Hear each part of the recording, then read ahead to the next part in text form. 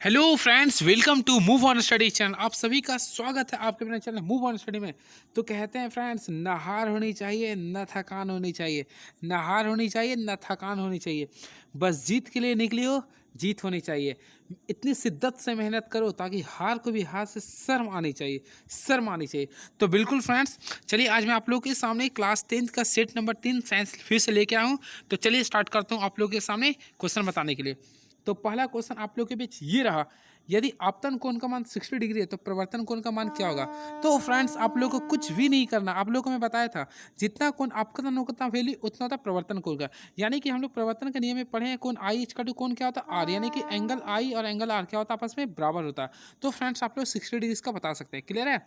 And very next question is now, मुख्य अक्ष के समांतर, मुख्य अक्ष के समांतर आने वाली किरण दर्पण के प्रवर्तन का जिस बिंदु पर मिलती है उस बिंदु को क्या कहते हैं। तो फ्रेंड्स, हम लोग देखेंगे सबसे पहले क्या हो रहा है, मुख्य अक्ष के समांतर।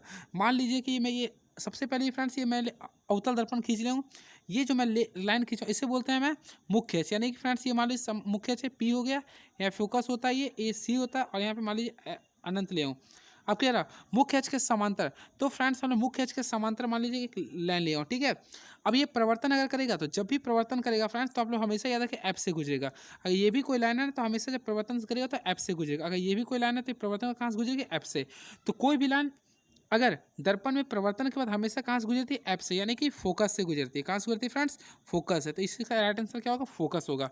तो बिल्कुल इसका राइट आंसर क्या होगा, ऑप्शन नंबर ए हो गया, फोकस। क्लियर है। And very next question is now, यदि वक्रता त्रिज्या की वैल्यू 54 सेंटीमीटर है तो फोकस दूरी क्या होगी। तो फ्रेंड्स, आप लोगों को कुछ भी नहीं करना, आप लोगों को मैं बताया था एफ का फार्मूला होता है R/2 होता है। क्या होता है, R/2 होता है।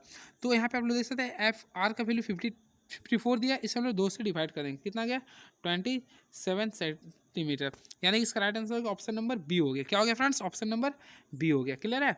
और अगर आप लोग को डायग्राम से जाननी है तो देखिए मैं आप लोगों को बता देंगे। सबसे पहले ये अवतल दर्पण मैं खींच लिया हूँ, ध्यान दें, क्योंकि अगर आप लोग को इमेज समझ में आता है तो कभी प्रॉब्लम नहीं होगी।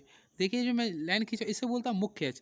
तो मुख्य अक्ष के जो सामने सबसे यहाँ पे जो लाइन होता है इसे बोलते हैं, ये देखो ये जो लाइन होता है पी खींचो फ्रेंड्स, इसे हम लोग बोलते हैं पोल यानी ध्रुव। और पोल से लेके यहाँ तक की जो दूरी होती है उसे हम लोग बोलते हैं फोकस। ये एफ हो गया फोकस। क्लियर है। और यहाँ पे जो होती है फ्रेंड्स वो सी बोलते हैं, वक्रता त्रिज्या, और ये अनंत होती है। याद रखिएगा, कोई दर्पण के लिए जो केंद्र होता है, दर्पण के केंद्र को हम लोग बोलते हैं ध्रुव। अब देखिए इसमें ध्यान रखिएगा, इस चीज़ को भी आप लोग नोट करके ध्यान में रखेंगे। पी से लेके एफ का जो दूरी होती है, पी से लेके एफ तक की दूरी होती है उसे देखिए फ्रेंड्स, एफ इजकल टू, देखिए यहाँ फार्मूला आप लोग याद रखिए, एफ इजकल टू होता है R/2 होता है। क्लियर है ना। तो देखिए पी से लेके एफ तक का जो दूरी होता है वह एफ होता है। क्लियर है। और यहाँ तक का भी दूरी क्या होता है, एफ होता है। और ये दोनों यहाँ से लेके यहाँ तक का दूरी होता है आर होता है।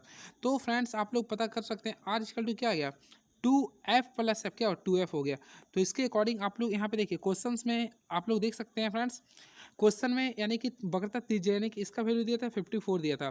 तो ऐप का वैल्यू निकालेंगे तो ऐप का वैल्यू अगर 2 से इसको डिवाइड करें कितना आ गया, 27 आ गया। क्लियर है। इस प्रकार आप लोग निकाल सकते हैं। तो फ्रेंड्स, अब हम लोग नेक्स्ट क्वेश्चन की ओर बढ़ता हूँ। देखिए क्वेश्चन क्या लिख रहा है फ्रेंड्स। तो देखिए क्वेश्चन ये लिख रहा है, अवतल दर्पण के सामने। तो फ्रेंड्स, हम लोग सबसे पहले अवतल दर्पण खींचते हैं, ठीक है। आप लोग देख सकते हैं ये अवतल दर्पण के सामने किसी वस्तु को कहाँ पर रखा जाए कि वस्तु समान आकार का उल्टा प्रतिबिंब बनाए, समान आकार का उल्टा। तो फ्रेंड्स, मैं आप लोग को बता, देखिए सबसे पहले समान आकार का, तो जब भी समान आकार बोले आप लोग ये कंसेप्ट को ध्यान में रख लीजिए। सबसे पहले देखिए क्वेश्चन, जी बिल्कुल फ्रेंड्स, मैं देखिए इस क्वेश्चन को मैं बताने जा रहा हूँ, आप लोग ध्यान दीजिएगा। सबसे पहले आप लोग याद रखिएगा, यानी कि देखिए किसी भी गोलीय दर्पण का जो जो केंद्र होता है उसे हम लोग बोलते हैं पी, यानी कि पोल हो गया। यहाँ पर जो होता है उसे बोलते हैं फोकस, एफ हो गया। इसके बीच की दूरी से सेंटर बोलते हैं, और यहाँ पे अनंत होता है, ठीक है। तो इसमें आप लोग याद रखेंगे फ्रेंड्स, एक मैं ट्रिक बताता हूँ आप लोग को। सबसे पहले आप लोग को 1 2 3 4 5 6 इस टाइप से काउंटिंग करना है। अब उसके नीचे से 1 2 3 4 5 6 इस टाइप से करना है, ठीक है। और आप लोग देखिएगा यहाँ पे सबसे पहले आप लोग यहाँ पे क्या हो रहा है, कहाँ पे देखिए समान आकार की प्रतिबिंब बनना चाहिए। तो देखिए, तो अगर 3 पे हम लोग किसी वस्तु को रखते हैं तो देखिए 3 पे ही आ रहा है। तो यहाँ पे अगर हम लोग सी पे किसी वस्तु को रखते हैं तो यहाँ पे ही जाएगा, ये सबसे पहले एफ से होकर गुजरती है, और ये भी जाएगा तो एफ से होकर गुजरेगी। तो देखिए यहाँ पे समान आकार की गया, उल्टा बन गया। तो इसका राइट आंसर क्या होगा, वक्रता केंद्र हो गया, ठीक है। इसका राइट आंसर वक्रता केंद्र हो गया। एंड नेक्स्ट क्वेश्चन, अवतल दर्पण का उपयोग निम्नलिखित में से किस वस्तु में किया जाता है। तो फ्रेंड्स आप लोगों को पता होगा अवतल दर्पण का जो प्रयोग करते हैं हम लोग गाड़ी के हेडलाइट में करते हैं। कहाँ करते हैं? गाड़ी के हेडलाइट में करते हैं, ठीक है। यानी कि फ्रेंड्स इसे हम लोग अग्रदीप भी कहते हैं, यानी कि किसी गाड़ी के अग्रदीप में हम लोग किसका यूज करते हैं? अवतल दर्पण का, ठीक है। और साइड मिरर के रूप में करते हैं हम लोग किसका प्रयोग? उत्तल दर्पण का। और चेहरा देखने के लिए किसका करते हैं? समतल दर्पण का। क्लियर है? और सूक्ष्मदर्शी यानी माइक्रोस्कोप में हम लेंस का यूज करते हुए क्या बोलते हैं? कॉन्वेक्स लेंस का। And next question is now, प्रकाश की किरण एक माध्यम से दूसरे माध्यम में जाने पर मुख्य पथ से विचलित हो जाना कौन सी घटना है? जब भी प्रकाश की किरण एक माध्यम से दूसरे माध्यम में विचलित हो, इस घटना को बोलते हैं प्रकाश का अपवर्तन। क्या कहते हैं फ्रेंड्स? प्रकाश का अपवर्तन। तो फ्रेंड्स हम लोग इसमें कुछ एक्स्ट्रा बताता हूँ। प्रकाश का अपवर्तन होने के लिए सबसे इंपॉर्टेंस होता है माध्यम जरूरी है, यानी मीडियम। तो मीडियम होते हैं दो प्रकार के फ्रेंड्स, एक होता है सघन, एक होता है विरल। एक होता है सघन, एक होता है विरल। यहाँ पे मैं कंसेप्ट बता रहा हूँ, ध्यान से सुनेगा। एक होता है सघन, एक होता है विरल। तो देखिए मैं एक ही चीज़ बता रहा हूँ, आप लोग इसे ध्यान से सुनेगा।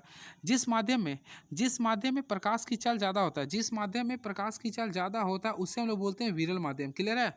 जिस माध्यम में प्रकाश की चाल ज़्यादा होता है उसे बोलते हैं विरल माध्यम, ठीक है।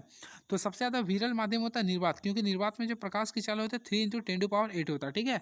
और जिस माध्यम में प्रकाश की चाल कम होती है उसे बोलते हैं सघन माध्यम। क्लियर है? इस प्रकार याद रखेंगे, ठीक है। तो इसका राइट आंसर क्या हो गया? प्रकाश का अपवर्तन हो गया, ठीक है। याद रखेंगे आप लोग। इसमें एक और कंसेप्ट होता है, मैं अभी आप लोग को बता देना था ताकि कंफ्यूजन ना हो। जब भी अपवर्तन होगा फ्रेंड्स तो आप लोग याद रखेंगे, अगर कोई वस्तु सघन माध्यम से, यहाँ याद रखेंगे आप लोग, अगर सघन माध्यम से विरल माध्यम में जा रही है, मान लीजिए सघन माध्यम से विरल माध्यम में अगर जाती है ना, तो अगर क्वेश्चन बोलेगा तो किरण की दिशा क्या होगी? अगर सघन से विरल जा रही है तो ये अभिलंब, देखिए सघन से विरल ना, तो अभिलंब से दूर भागेगी। कहाँ भागी? अभिलंब से दूर भागेगी, अभिलंब से दूर होगी, ठीक है। अभिलंब से दूर होगी। और इसके साथ साथ इसकी जो प्रकाश की चाल हो जाती है, इसमें प्रकाश की चाल तेज हो जाएगी। प्रकाश की चाल क्या होगी? तेज होगी। इसे याद रखेंगे आप लोग, ठीक है। लेकिन वही फ्रेंड्स अगर यही एग्जाम्पल के तौर पे अगर बोल देंगे ना, अगर विरल से सघन जा रहे हैं, मान लीजिए विरल से, ये विरल है, ये विरल से अगर सघन जाएंगे तो अभिलंब की ओर जाएंगे। क्या जाएंगे? अभिलंब की ओर। और इसमें जो है ना प्रकाश की चाल कम हो जाएगी। क्या होगी? कम हो गई, ठीक है। लेकिन वही अगर आपका प्रकाश की चाल अगर सघन माध्यम से विरल माध्यम में परपेंडिकुलर में जाता है, परपेंडिकुलर में जाएगा ना, तो सीधा का सीधा जाएगा, यानी कोई परिवर्तन नहीं होगा। ये 3 कंसेप्ट आप लोग याद रखेंगे। And very next question is now, निम्नलिखित में से किस में प्रकाश की चाल सबसे अधिक होती है? अभी मैं आप लोगों को डिस्कस करके बताया था, सबसे ज़्यादा जो प्रकाश की चाल होती है वो वायु में होती है। किसमें होती है? वायु में होती है। अब फ्रेंड्स अब क्वेश्चन आता है कि कितना होती है, तो याद रखेंगे आप लोग 3 × 10⁸ मीटर पर सेकेंड होती है। इसे याद रखेंगे आप लोग, 3 × 10⁸ मीटर पर सेकेंड होती है। क्लियर है? याद रखेंगे। और जिसका प्रकाश की चाल ज़्यादा होता है उसका अपवर्तनांक कम होता है, यानी इसका अपवर्तनांक कम होता है। इसका अपवर्तनांक लगभग 1.03 होता है, ठीक है। याद रखेंगे फ्रेंड, 1.003 होता है। क्लियर है? सॉरी, वायु का जो अपवर्तनांक होता है 1.33 होता है। याद रखेंगे आप लोग। And next question is now, उत्तल लेंस के सामने किसी वस्तु को, देखिए क्वेश्चन पढ़िए, उत्तल लेंस के सामने किस स्थान पर किसी वस्तु को रखने पर प्रतिबिंब सीधा एवं आवर्धित बनता है? देखिए फ्रेंड्स आप लोग यहाँ क्या बोला? सीधा और आवर्धित। तो देखिए सीधा और आवर्धित बनाना है, तो आप लोगों को पता है उत्तल लेंस में द्वारा जो बना प्रतिबिंब होता है वह उल्टा होता है, लेकिन यहाँ पे सीधा बोल रहा है। तो यहाँ पे सीधा के लिए केवल एक ही कंडीशन होता है। देखिए ये उत्तल लेंस है, आप लोग को मैं कंडीशन बता रहा हूँ, ध्यान से देखिए, सीखते जाइए, पूरा रिकॉल कर लीजिए आप लोग जितना क्लास में सिखाए थे आप लोगों को। यहाँ पे होता है फ्रेंड्स F1 होता है, यहाँ पे होता है 2F1, और ये 2F1 को हम लोग बोलते हैं C1, कोई दिक्कत नहीं होना चाहिए। यहाँ पे फ्रेंड्स होता है F2, और इसके बीच की दूरी को बोलते हैं 2F2 होता है। क्लियर है? और यहाँ पे होता है फ्रेंड्स C2 होता है। क्लियर है? अब इसके बीच में जो होता है इसे हम लोग बोलते हैं प्रकाशी का O हो गया, ये आपका फ्रेंड्स M है, ये होता है N होता है, ठीक है। अब क्या बोला, इसमें ध्यान रखेंगे आप लोग को मैं बता रहा हूँ, उत्तल लेंस के सामने किस स्थान पर, अगर हम लोग एफ और ओ के बीच यानी प्रकाशीय केंद्र और फोकस के बीच अगर किसी वस्तु को रखें, मान लीजिए यहाँ पे किसी वस्तु को रख रहा हूँ, तो ये तो आगे यहाँ पे लेंस टकराएगा। अगर ये यहाँ से लेंस से टकराता तो सबसे पहले फ्रेंड्स ये एफ से होकर ही गुजरेगा, तो यहाँ से रखती है। अब देखिए प्रतिबिंब वर्चुअल बन रही है, ठीक है। और ये जो एक प्रकाशीय केंद्र वाला ना, ये भी आपका इस टाइप से होकर गुजरेगी, यानी कि ये बनेगा, ठीक है। तो यानी इसका जो राइट आंसर होगा प्रकाशीय केंद्र फोकस के बीच में हो गए, ठीक है। इसे याद में रखेंगे आप लोग, काफी महत्वपूर्ण क्वेश्चन है ये, ठीक है। And next question is now, lens की क्षमता का ऐसा ही मात्रा क्या होता है? तो फ्रेंड्स आप लोगों को मैं बता, सबसे पहले लेंस की क्षमता को पी से डिनोटेड करते हैं। तो आप कहते हैं कि the inverse of focal length, यानी the inverse of focus length is called as power of lens. अब देखिए इसका जो ऐसा ही मात्रा होता है मैं निकालता हूँ, फोकस का होता है मीटर, क्या होता है? मीटर। अब मीटर को 1 से डिवाइड किया तो मीटर इनवर्स हो गया, और यही मीटर इनवर्स को हम लोग बोलते हैं डायोप्टर, यानी कि लेंस की क्षमता का ऐसा मात्रा क्या होता है? डायोप्टर होता है। क्लियर है? तो इसमें डायोप्टर हम लोग लगा सकते हैं। क्लियर है? तो यहाँ पे डायोप्टर आप लोग लगा सकते हैं। क्लियर होगा? अब देखिए इसमें एक कंडीशन होता है, कंडीशन ये होता है कि आउटर लेंस का जो डायोप्टर होता है, यानी आउटर लेंस में हमेशा माइनस होती है, ठीक है। आउटर लेंस का जो डायोप्टर होता है माइनस होती है, और वही उत्तल की अगर बात करेगा तो ये आपका प्लस में होता है। इसे आप लोग ध्यान में रखेंगे, काफ़ी महत्वपूर्ण चीज़ मैं बता रहा हूँ आप लोग के बीच, ठीक है। And very next question is now 100 centimetre ऊंचा, देखिए फ्रेंड्स 100 सेंटीमीटर ऊंचा एक वस्तु किसी लेंस के सामने रखा गया तो 3 गुना बड़ा प्रतिबिंब उस लेंस द्वारा क्या उत्पन्न आवर्धन करेगा। तो फ्रेंड्स हम लोग सबसे पहले आवर्धन जानते हैं। तो देखिए आवर्धन का फार्मूला क्या होता है, एम इक्वल टू होता है, देखिए यहाँ पे दर्पण बोल रहा है, लेंस बोल रहा है, तो लेंस बोल रहा है, तो लेंस में होता है M equal to V by U होता है। क्या होता है, lens equal to M by V. तो देखिए फ्रेंड्स एम इक्वल टू तो वी बाई यू होता है, लेंस में होता है वी बाई यू, अगर दर्पण होता है तो माइनस वी बाई यू होता है। अब देखेंगे यहाँ पे सबसे पहले हम लोग जानना चाहिए कितना गुना करें, 3 गुना, ये क्लियर है। हम लोग को आवर्धन निकालना है, और ये 10 में ऊंचा किसी वस्तु का, तो यानी कि यहाँ पे वस्तु की ऊंचाई दिया, तो हम लोग जानते हैं इसमें फार्मूला यूज कर सकते हैं। देखिए आवर्धन दिया हुआ तो आवर्धन का, तो फ्रेंड्स आप लोग देख सकते हैं M equal to V by U's का फार्मूला अगर आप लोग यूज करते हैं ना, तो जितना गुना है आप लोग उसको केवल आप लोग जो सेंटीमीटर में उसका यूज कर लीजिए, तो 10 या कितना 30 होता है। इस पर आप लोग बना सकते हैं, ठीक है। एंड नेक्स्ट क्वेश्चन, नेत्र के किस भाग में प्रतिबिंब का निर्माण होता है। तो आप लोग को मैं बताया था नेत्र में किसी वस्तु का जो प्रतिबिंब बनता है वह नेत्र के दृष्टिपटल, जिसे हम लोग इंग्लिश में कहते हैं रेटिना पर बनता है। क्या बनता है फ्रेंड्स, रेटिना पर बनता है। अगर क्वेश्चन आता है कैसा बनता है, तो आप लोग देखिए किसी वस्तु को वास्तविक देते हैं, सचमुच का देखते हैं, और वास्तविक प्रतिबिंब हमेशा उल्टा होता है। क्या होता है, ये उल्टा होता है, क्लियर है। तो लिख सकते हैं आप लोग। एंड वेरी नेक्स्ट क्वेश्चन, निकट दृष्टि दोष को किस लेंस के द्वारा दूर किया सकता है। तो निकट दृष्टि दोष को हम लोग हमेशा अवतल लेंस से दूर करते हैं। किससे करते हैं फ्रेंड्स, अवतल लेंस से, ठीक है। अब देखिए इसके लिए जो न्यूनतम दूरी होती है वह 25 सेंटीमीटर होती है, ठीक है, और अधिकतम बोली तो अनंत होती है, यानी इन्फिनाइट बोल सकते हैं, ठीक है। इस चीज़ को आप लोग ध्यान में रखेंगे। And very next question is now, next question के लिए सामान्य नेत्र की दूर बिंदु क्या है। तो दूर बिंदु जब भी बोले तो अनंत मार देंगे, क्या बनेंगे फ्रेंड्स, अनंत हो गया, क्लियर है। एंड नेक्स्ट क्वेश्चन, दिए गए किस जैव प्रकार में हमें ऊर्जा मिलती है। तो ऊर्जा सबसे पहले फ्रेंड्स ऊर्जा दिए गए किस जैव प्रकार से हमें ऊर्जा मिलती है। तो ऊर्जा जो हमें मिलती है वह श्वसन, किससे मिलती है, श्वसन से मिलती है। श्वसन से हम लोग ऊर्जा मिलती है, क्योंकि इसमें ऊर्जा टूटता है, क्लियर है। वैसे आप लोग तोड़ सकते हैं। देखिए सबसे पहले एटमॉस्फेयर से CO2 लेते हैं, फिर यहाँ पे देखिए H2O आता है। अगर ये यहाँ पे ध्यान रखिएगा, प्रकाश संश्लेषण की उपस्थिति में क्लोरीन को क्लोरोफिल की उपस्थिति में फ्रेंड्स ये हमें देता है C6H12O6 देता है, ग्लूकोज देता है ये। अब इसके साथ साथ O2 भी गैस देता है, यहाँ पे ऊर्जा देता है, ठीक, 38 ATP ऊर्जा। तो श्वसन हो गया है इसका आंसर। नेक्स्ट, चिप्स के पैकेट को विकृत गंधिता से बचने के लिए कौन सी गैस डाली जाती है। तो फ्रेंड्स उसमें नाइट्रोजन गैस डालते हैं। कौन सा गैस डालते हैं, नाइट्रोजन गैस।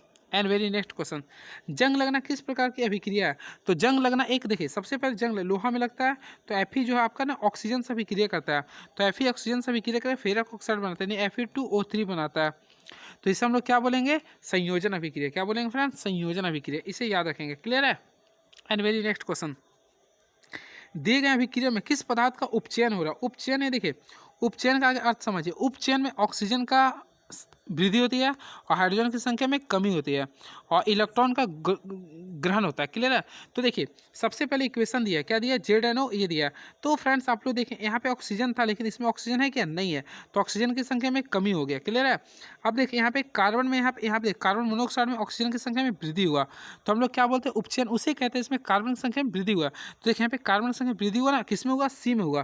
तो ये जो उपचयन हो रहा है किस में हो रहा है, C में हो रहा है, यानी कि इसका राइट आंसर हुआ C, यानी कार्बन। तो ऑप्शन नंबर क्या हो गया, इसका B हो गया, ठीक है। नेक्स्ट,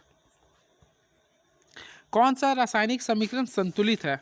तो फ्रेंड्स आप लोग देखेंगे इस संतुलित यानी कि जिसमें अभिकारक और उत्पाद में परमाणु की संख्या आपस में बराबर, तो इसका राइट आंसर होगा पहला ऑप्शन। देखिए Ag की संख्या NO3, देखिए इसमें आपस में आपस में क्या है, ये बराबर है, यानी Ag की संख्या भी 1 है, यहाँ भी Ag की संख्या 1 है, Na की संख्या 1 है, Na की संख्या 1 है, NO3 सिंपल हो गया, क्लियर है। And next question is now, लोहा चूर्ण पर तनु हाइड्रोक्लोरिक अम्ल डालने से क्या होता है। तो फ्रेंड्स हम लोग मान लीजिए लोहा के चूर्ण मान Fe मान लिए, अब इस पर हाइड्रोक्लोरिक अम्ल डालते हैं, यानी HCl डालते हैं। तो देखिए रिएक्शन अगर करता है ये, तो फ्रेंड्स आप लोग ध्यान देंगे, सबसे पहले फेरक क्लोराइड बनेगा, FeCl2 बन जाएगा ये। अब उसके साथ साथ बाहर जो गैस बनेगा वो हाइड्रोजन गैस बाहर निकलेगा, तो इस प्रकार आप लोग लिख सकते हैं, यानी कि ये आयरन क्लोराइड बनाएगा, हाइड्रोजन गैस बाहर निकलेगा। तो ऑप्शन के अकॉर्डिंग देखा तो ऑप्शन नंबर इसका A होगा आंसर, ठीक है। And next question is now, दिए गए पदार्थ में कौन गंधीय सूचक की तरह व्यवहार करता है। तो आप लोग गंधीय यानी जो गंध देता है फ्रेंड्स, तो ऑप्शन के अकॉर्डिंग देखा ना तो प्याज होगा, क्या होगा फ्रेंड्स, प्याज होगा। एंड नेक्स्ट, हड्डियों को जोड़ने के लिए किस लवण का प्रयोग किया जाता है। तो फ्रेंड्स आप लोगों को पता होगा हड्डियों को जोड़ने के लिए जो प्रयोग किया था वह प्लास्टर ऑफ पेरिस का यूज करते हैं, जिसका सूत्र होता है CaSO4 हाफ H2O, यानी कि कैल्शियम सल्फेट हेमी हाइड्रेट। आइए जो प्राप्ति किया था वह देखिए, इसका प्राप्ति कैसे होता है वो भी मैं बताता हूँ। जब जिप्सम को, यानी जिप्सम का सूत्र होता है CaSO4 2H2O। जब जिप्सम को हम लोग 373 केल्विन पे गर्म करते हैं, कितना केल्विन पे, 373 केल्विन पे ना, तो वो हमें, यानी कि हमें प्लास्टर ऑफ पेरिस का निर्माण होता है, CaSO4 हाफ H2O का निर्माण होता है। क्लियर है, इसे याद रखेंगे आप लोग। And next question, plaster of Paris का सूत्र क्या होता है? तो वही क्वेश्चन पूछ दिया, CaSO4 हाफ H2O हो जाएगा। क्या होगा फ्रेंड्स? CaSO4 हाफ H2O होगा। क्लियर है। अब NaOH को क्या बोलते हैं? इसे बोलते हैं सोडियम हाइड्रोक्साइड बोलते हैं, ऐसे बोलते हैं ब्लीचिंग पाउडर, और NaHCO3 को बोलते हैं baking soda. And next question, दिए गए समीकरण में कौन अभिक्रिया हो रही है? तो फ्रेंड्स हम लोग देखना चाहेंगे। देखिए इसमें क्या था, 2H2 था। क्लियर है। अब यहाँ पे O2 है। अब इस समीकरण बन के क्या बन रहा है, H2O बन रहा। तो आप लोगों को पता हो, देखिए दो अभिकारक मिलकर एक नए उत्पाद का निर्माण कर रही है, तो उस प्रकार की अभिक्रिया को हम लोग क्या कहते हैं, संयोजन अभिक्रिया। क्या कहते हैं फ्रेंड्स? संयोजन। क्लियर है। अगर आप लोग को समझने में कन्फ्यूजन तो याद रखिएगा, अगर दो अभिकार यानी कि A प्लस B है, ये दो मिलकर एक नए पदार्थ यानी AB का निर्माण करें, इसे बोलेंगे संयोजन। लेकिन यही AB टूट कर यह विघटित होकर दो भाग में टूट जाता है, A प्लस B, तो इसे हम लोग बोलेंगे वियोजन। क्लियर है। And next question is now, खट्टे फल में कौन सी अम्ल पाया था? तो फ्रेंड्स आप लोगों को पता हो खट्टे फल, तो खट्टे फल में सिट्रिक अम्ल पाया था। कौन सा पाया था? सिट्रिक अम्ल। अब देखिए मैं बताता हूँ, लैक्टिक अम्ल, लैक्टिक अम्ल जो पाया था हुआ दूध वाले सामान पाया था, जैसे कि खट्टे दूध में हो गया या दही में हो गया, आपका लैक्टिक अम्ल पाया था, जिसका सूत्र आप लोग याद कर सकते हैं C3H6O3, ये भी आप लोग लिख सकते हैं इसका। ऑक्जेलिक अम्ल, ऑक्जेलिक अम्ल जो पाया था आंवला में पाया था, उसके साथ साथ देखिए पालक, पालक में नहीं बल्कि ये टमाटर में भी पाया था, इस प्रकार आप लोग लिख सकते हैं। और एसिटिक अम्ल सिरका में पाया था, इस प्रकार आप लोग लिख सकते हैं। ठीक है। एंड नेक्स्ट क्वेश्चन, कोई विलयन अंडे के पीसे हुए कवच से अभिक्रिया कर गैस उत्पन्न कर रहा है, तो चूने के पानी को दूधिया कर देता है, इस विलयन का क्या, इस विलयन में क्या होगा? तो फ्रेंड्स आप लोग हमेशा याद रखेंगे, देखिए कोई विलयन अंडे के पीस में कवच से अभिक्रिया करता है, ठीक है, तो कौन सा गैस निकाले? ये चूने के पानी है ना, तो जब भी चूने के पानी रहेगा तो इसमें आप लोग को जो दूधिया कर रहा था, इसमें HCl डालेंगे। ठीक है। एंड नेक्स्ट क्वेश्चन, कोई विलयन नीले लिटमस को लाल करता है, क्या कर रहा है फ्रेंड? नीला को लाल कर देता है, तो इसका पीएच क्या होगा? तो देखिए आप लोग को पता, नीला को लाल कौन करता है? क्षार करता है। कौन करता है फ्रेंड? क्षार। तो क्षार का पीएच मान कितना होता है? 7 से लेकर 14 के बीच में होता है। तो देखिए 7 से लेकर 14 के बीच में कौन सा था? केवल 11, तो इसका पीएच मान हो गया 11। ठीक है। इसका क्या होगा? नीला को लाल कर, सॉरी सॉरी मिस्टेक हो रहा है फ्रेंड्स, आप लोग याद रखिएगा, नील, यह मिस्टेक हो गया हमसे, नीला को क्या कर रहा है? लाल कर रहा है। तो आप लोगों को मैं एक ट्रिक पढ़ाया था, अनिल, याद आया? बिल्कुल। तो अनिल आज जो ना अम्ल जो है नीला को लाल करता है, तो अम्ल का पीएच मान कितना होता है? 0 से लेकर 7 के बीच में होता है। तो देखिए 0 से लेकर 7 के बीच में पीएच मान कौन है? केवल ओनली फॉर 2 है, तो 2 हो गया। क्लियर है। एंड नेक्स्ट, और जिसका पीएच मान 7 होता है उससे बोलेंगे उदासीन। ठीक है। और ये 11 वाला क्या हो गया? दुर्बल क्षार। नेक्स्ट, अमीबा अपने किस अंग से भोजन का पाचन करता है? तो फ्रेंड्स मैं आप लोगों को बताता हूँ, अमीबा जो अपने भोजन का जो पाचन करता है वो अपने कुटपाथ से करता है। किससे करता है फ्रेंड्स? कुटपाथ से करता है। इसे याद रखेंगे आप लोग। एंड नेक्स्ट क्वेश्चन, तो फ्रेंड्स आज का क्वेश्चन इतनी काफ़ी है। अब नेक्स्ट वीडियो में मिलता हूँ पूरे बायोलॉजी के साथ।